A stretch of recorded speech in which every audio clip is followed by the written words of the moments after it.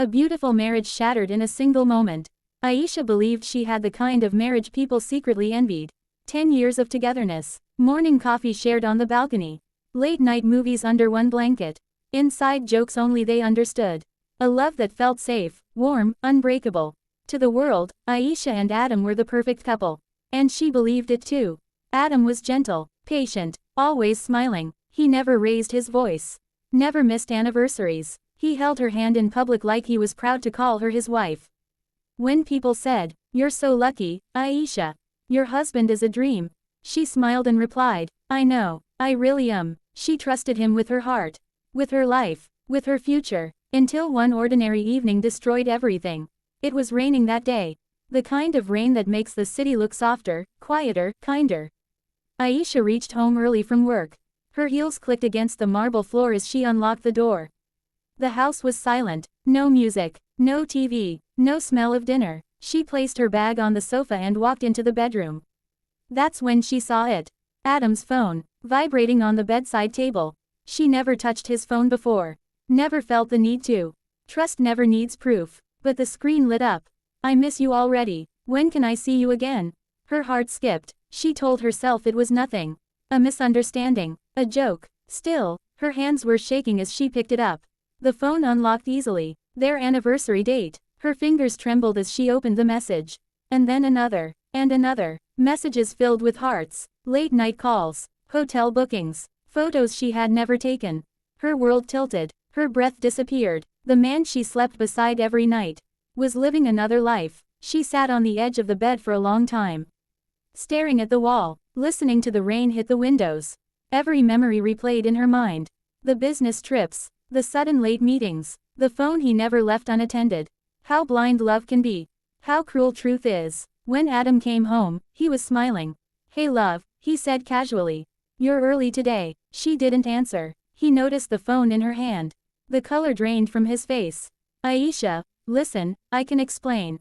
"Explain what?" she whispered. Her voice didn't sound like her own. "Explain the woman who thinks she owns my husband. Explain the lies, the hotels, the promises." Tears filled her eyes. "You looked into my eyes every day and lied to me." Adam reached for her. She stepped back. "Don't touch me." His silence was louder than any confession. That night, Aisha packed a small bag.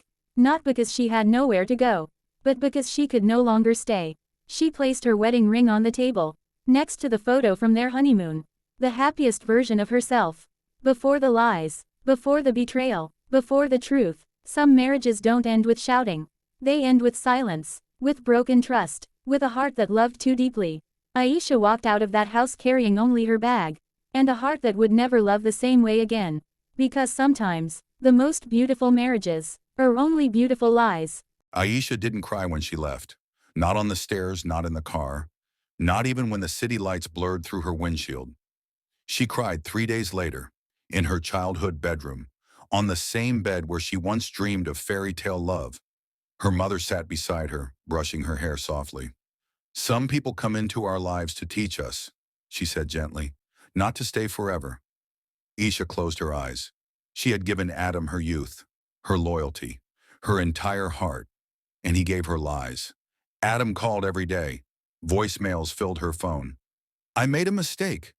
She meant nothing. You are my wife. Please come home." But Aisha had learned something powerful.